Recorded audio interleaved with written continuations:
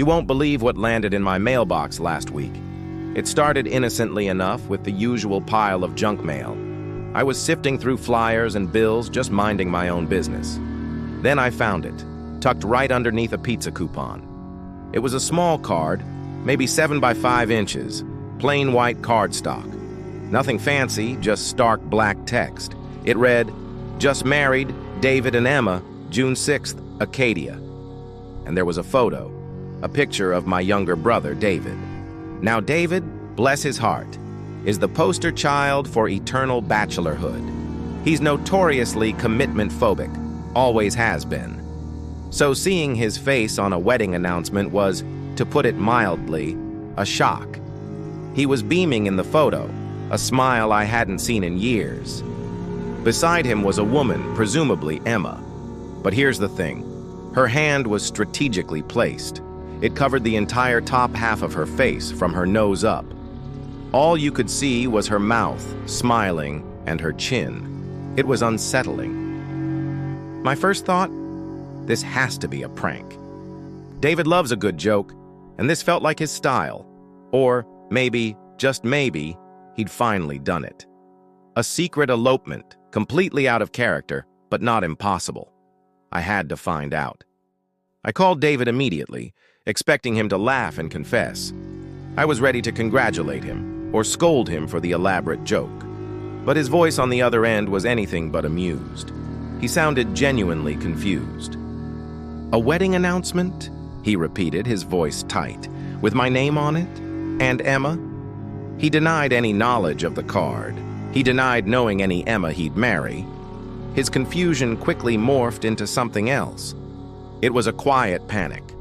Not loud or dramatic, but a deep, unsettling seriousness. He wasn't joking. He was genuinely disturbed. He asked me to do something strange. He wanted me to find out who else had received this card. So I started asking around. My parents, of course, were the first call. They had received one too, tucked away in their mail. They were just as bewildered as I was. Then I thought of our old neighbor, Mrs. Henderson. She'd always been fond of David. Sure enough, she had one. She'd been wondering if she should send a gift. No one had any answers. No one knew anything about this wedding, or this Emma. The mystery was deepening. David's continued seriousness about the whole situation was truly perturbing. He kept asking if I'd found anything, if anyone knew this Emma. It wasn't a joke to him, and that made it terrifying. I decided to try and identify Emma myself. I started going through David's past and ours. How many Emmas had we known? It turned out, quite a few. There was Emma Peterson, a childhood friend from elementary school. She moved away years ago. Then there was Emma Davies, a girl from high school. Her story was a tragedy. She passed away during our senior year. Definitely not her. And Emma Jenkins, a college acquaintance David briefly dated. She lived across the country now. I went through every Emma I could think of. None of them fit. None of them seemed plausibly linked to a secret marriage announcement, especially not one where her face was obscured. It was like searching for a ghost. The more I looked, the more unsettling it became. It felt like I was chasing shadows. Every lead went nowhere. The card was real, David was real, but Emma remained a complete enigma. It was a dead end. Then came the phone call. It was the middle of the night, maybe 2 a.m. My phone rang and I saw David's number on the screen. My heart pounded. I answered, expecting his panicked voice. But it wasn't David. A soft, unfamiliar woman's voice answered. It was quiet, almost a whisper. "Hello," she said. "This is David's apartment." My blood ran cold. I didn't know what to say. There was a long silence. I could hear faint breathing on the other end. Then, the call ended abruptly, just like that.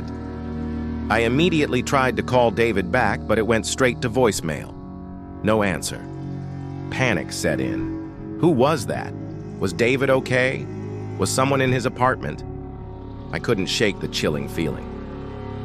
I called David's friend Mike, who lived nearby. I begged him to do a wellness check.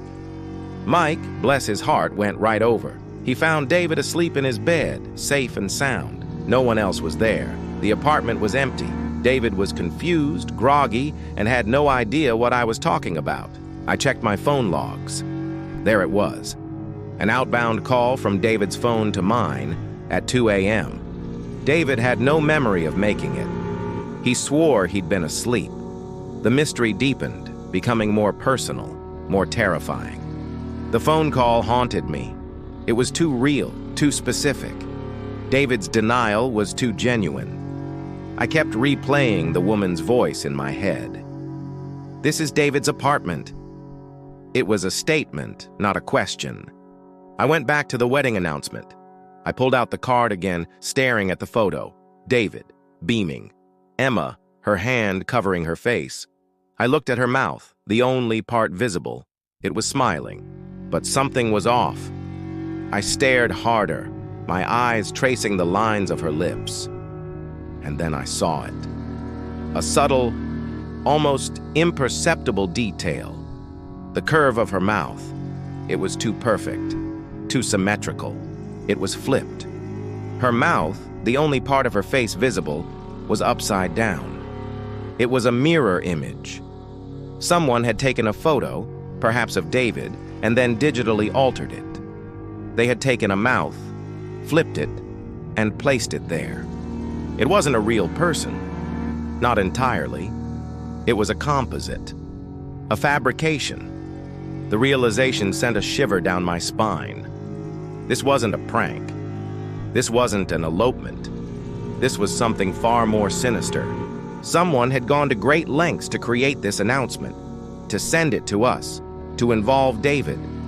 And the phone call? Was it part of the same elaborate, terrifying game? I still don't know who Emma is, but I know she isn't real. And that's the most chilling part of all.